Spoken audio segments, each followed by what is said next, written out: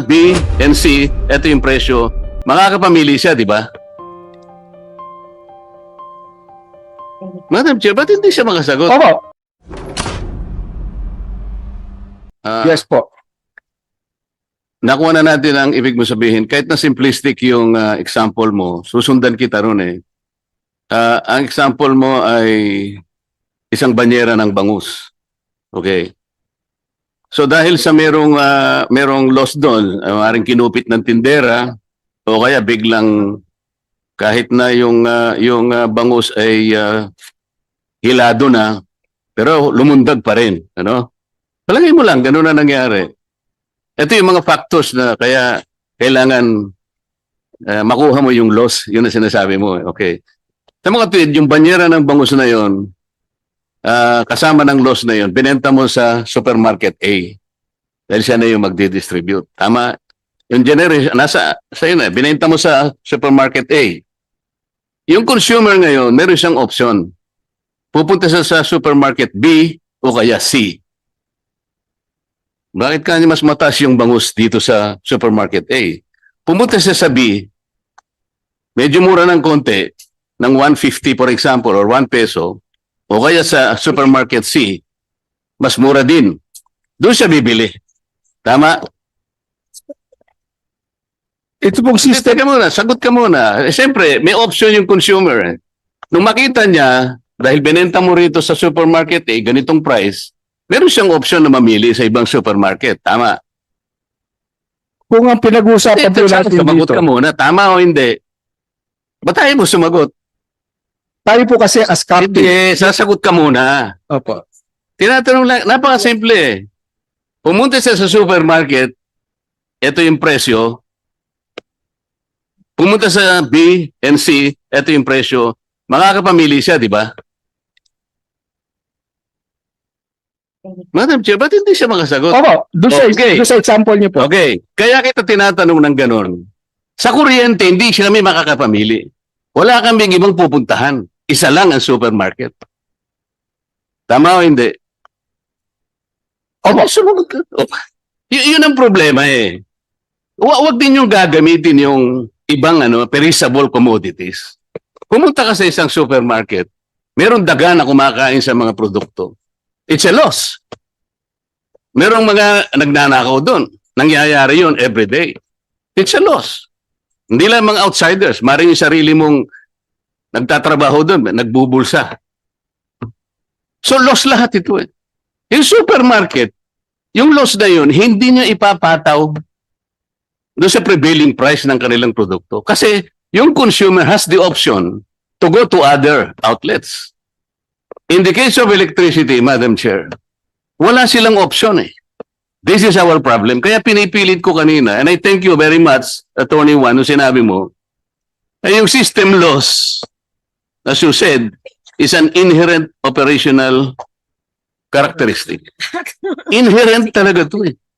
Hindi mo mayaalis na mayroong mawawala. But this inherent operational loss is already admitted. It is known to all stakeholders bago kayo nagpasya na gumawa at mag-distribute ng kuryente. So it is a legitimate business risks that every industry should recognize.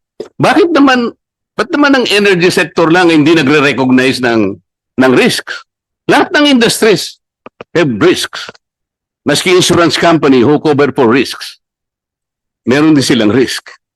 Ito yung problema na madali naman nating intindihin. Madali naman nating gawa ng paraan. Di amend natin yung Republic Act 7832, ganun lang kasimple yun eh. Let's remove the system laws. As simple as that. Isang maliit na amendment lang ang gagamitin mo doon. And one thing more, Madam Chair, tingnan mo na lang yung universal charge. Tama yung sinabi ng chairperson.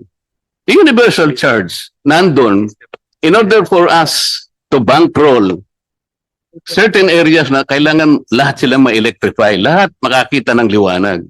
Tama naman yun. That's not the objective of the government. Pero naglalaban sila nung feed-in tariff and JAP.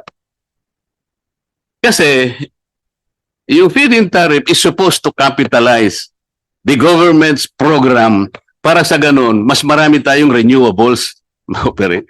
Kung marami tayong renewables na gagamitin sa lahat ng lugar ng ating bansa, o di bababa yung universal charge? Kasi, hindi naman, at some point in time, yung universal charge, bumababa hanggang sa eventually mawala na. If we succeed on the renewables.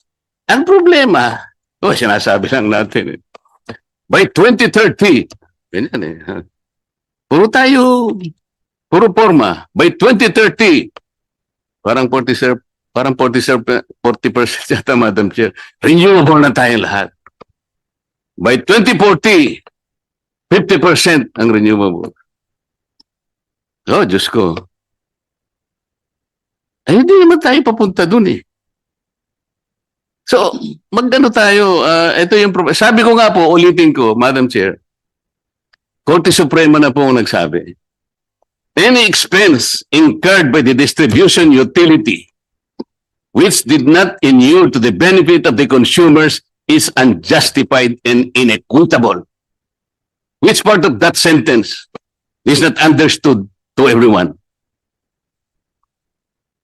Madam Chair, gaya ng nasabi ko, yung distribution utility ay hindi engaged sa pagnenegosyo ng pag-generate ng kuryente. Tama po, Kaya kaya hindi nga yan hindi niya dapat nakakasama doon sa isingilin kanyang, yun. Tanggalin na lang natin, reasonable expenses. kaya So, hindi siya setting the siningilin rate ng Meralco.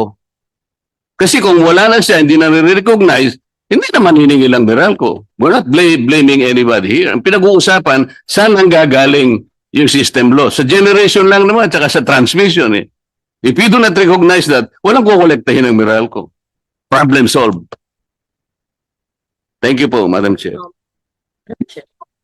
Yes, There, I thought you left when you No. said hi to me. I was listening. Yes. I recognize Senator Lauren Thank Legarda. Yes, you may Yes, take the floor. Thank you, and I'm grateful to the chair for having so much in the agenda, including my two very important measures, which is clarifying the value-added tax treatment of socialized electricity subsidies. And since our expert in energy is right beside us, along with the chair, I would like to be clarified, Madam Chair, any competent authority, whether it's the NGOs, the private sector, or government, simpleng tanong po, yung hindi nagagamit na kuryente, bakit natin binubuwisan? Madam Chair, sa aking alam po, may 12% na pinapataw na value-added tax, VAT, sa systems loss. Narinig ko pong ERC na sinabi, ito'y hindi ginagamit, kumbaga sa isda, na bilasa, wala po.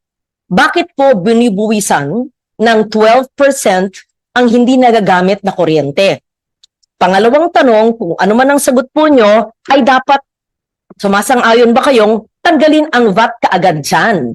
Huwag ng batas. Sa implementation lang yan ng ating mga batas na nandyan na, kumbaga kung nakasaad yan sa EPIRA. At dapat ang BIR makipag-ugnayan sa ERC para ito'y mapatupad. Kung sang-ayon po kayo. Kung mali po ako, then please correct me. Kayo po ang mga experts. Thank you, Madam Chair.